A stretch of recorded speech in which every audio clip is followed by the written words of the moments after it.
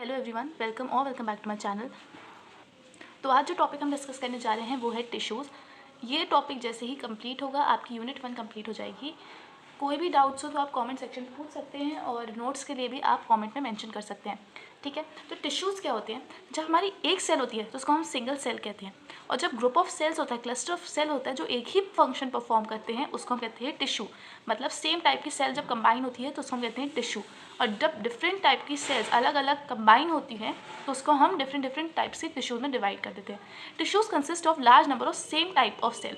बहुत ज़्यादा टाइप की नंबर में एक ही टाइप की सेल होगी। ऐसा नहीं होगा कि अलग अलग सेल्स अलग अलग टिश्यू मतलब एक ही टिश्यूज बनाए। फॉर एग्जाम्पल, जो ये ए है ये एक टाइप का टिश्यू होगा, suppose A type of tissue, ठीक है।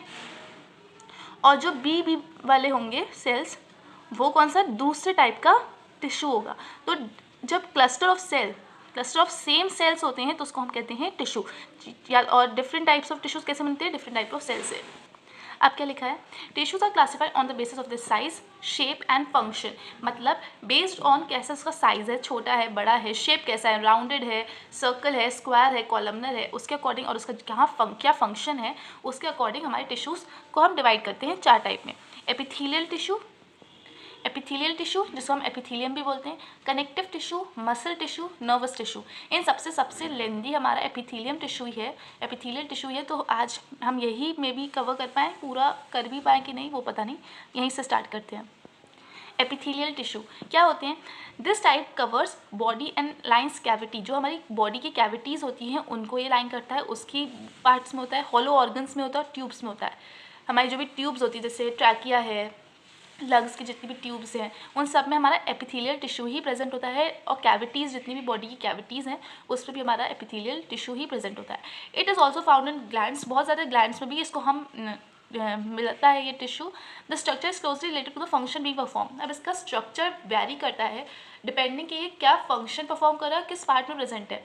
अगर ये ऐसे पार्ट में है जहाँ पे इसको कॉलमनर लंबा होना है साइज में, तो ये उस शेप का हो जाएगा। तो उसका स्ट्रक्चर वेरी करता है विद द फंक्शन। जो उसका फंक्शन होगा उस अकॉर्डिंग इसका स्ट्रक्चर वेरी हो जाएगा। फंक्शंस क्या है इस टिश्यू के?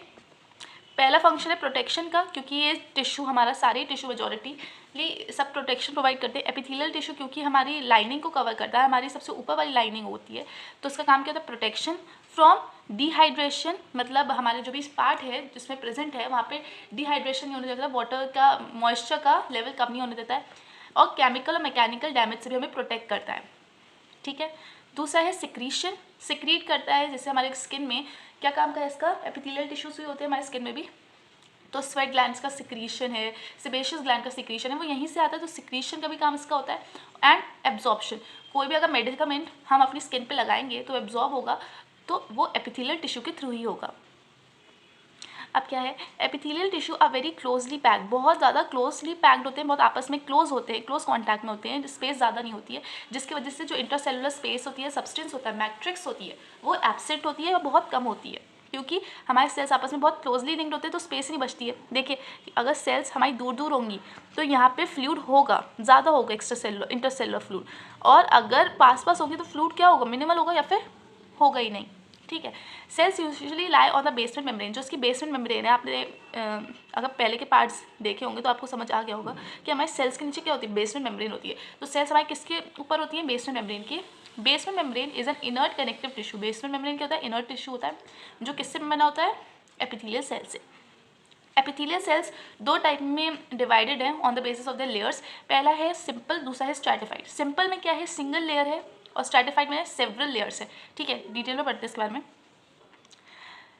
सिंपल एपिथेलियम में क्या होती है? सिंगल लेयर होती है सेम सेल्स की, डिवाइडेड 3 टाइप्स में डिवाइडेड है on the basis of their shape, squamous, cuboidal and columnar.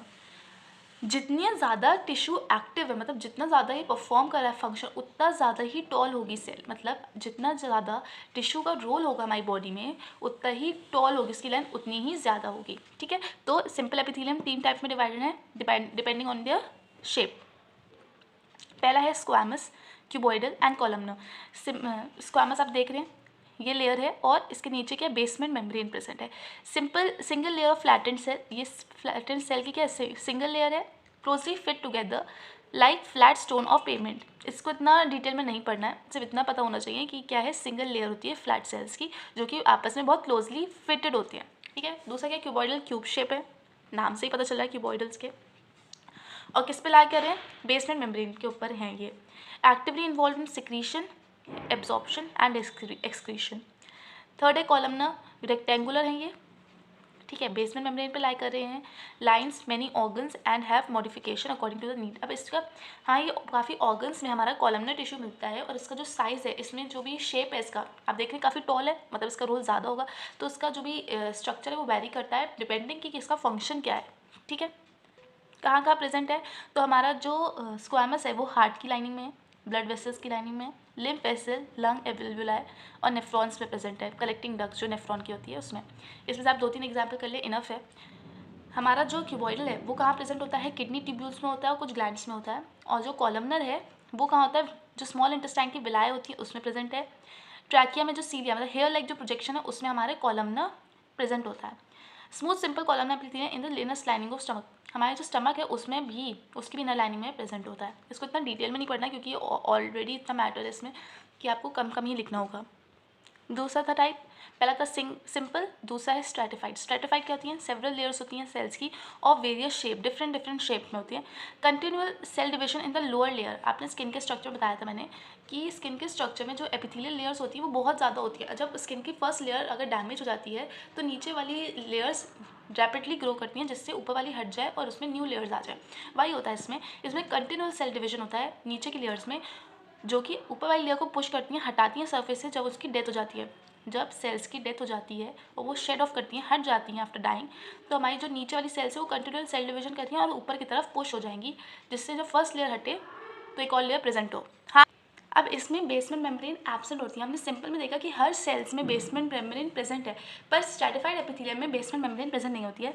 Main function क्या होता है, प्रोटेक्ट करने का, जो अंडरलाइंग स्ट्रक्चर्स हैं, जो नीचे के स्ट्रक्चर्स हैं उनको प्रोटेक्ट करने का from mechanical wear and tier, यानी कि जो हमारी इस एपिथेलियल लेयर के जो नीचे के जितने भी स्ट्रक्चर्स हैं उनको प्रोटेक्ट करने का काम होता है। फॉर एग्जांपल स्किन के केस में हमारी स्किन में क्या क्या लेयर्स होते हैं, अंदर मटेरियल होता है, हमारा हेयर्स होते हैं, सेबेशियस ग्लैंड्स होती हैं, मसल्स होती हैं, कितनी ब्लड वेसल्स होती हैं, कितनी सारी चीज़ होती है।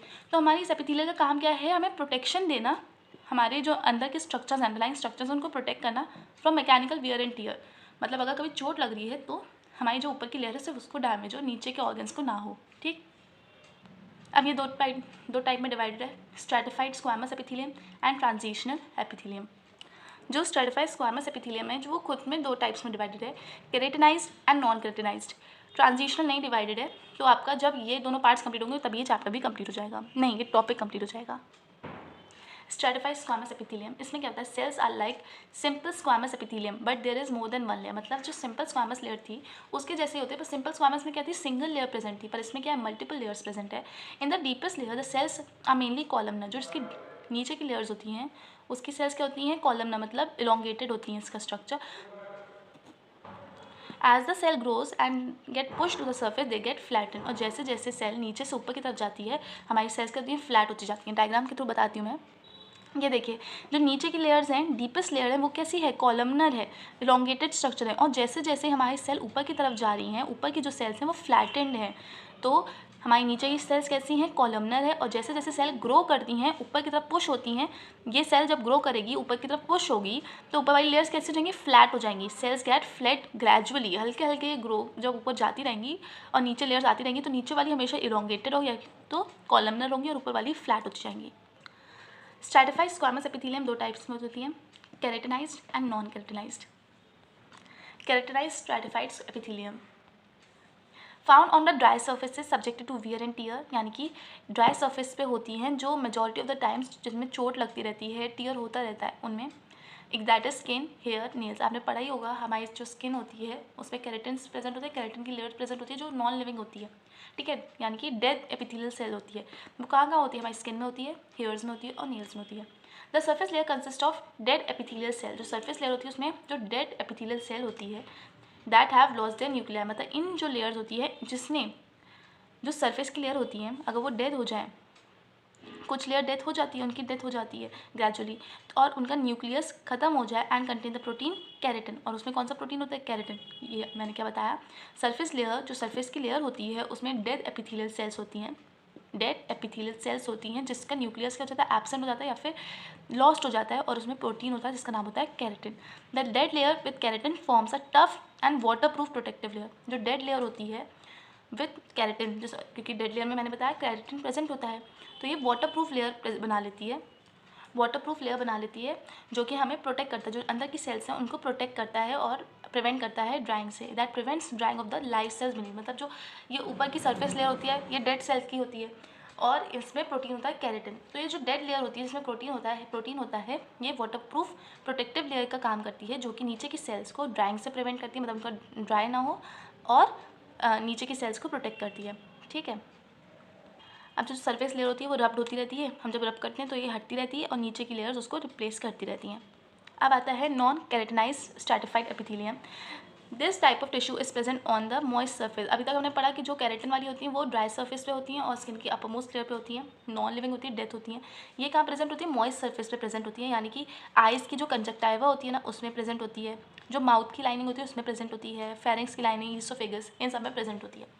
This tissue protects the moist surface subjected to wear and tear. मतलब जो मॉइस्ट सर्फेसेस होती हैं उनको प्रोटेक्ट करती है। केराटिन वाली जो लेयर थी वो हमारी मॉइस्ट को नहीं, ड्राई लेयर्स को प्रोटेक्ट करती थी, ड्राई सर्फेस को प्रोटेक्ट करती थी, और नॉन केराटिनाइज माई मॉइस्ट सर्फेस को प्रोटेक्ट करती है फ्रॉम वियर एंड टियर। ठीक है, it also prevents the tissue from drawing out. हमारी जो टिश्यूज उनको ड्राई होने से बचाती हैं, मतलब वो ड्राई ना हो, मॉइस्ट ही हमेशा रहें।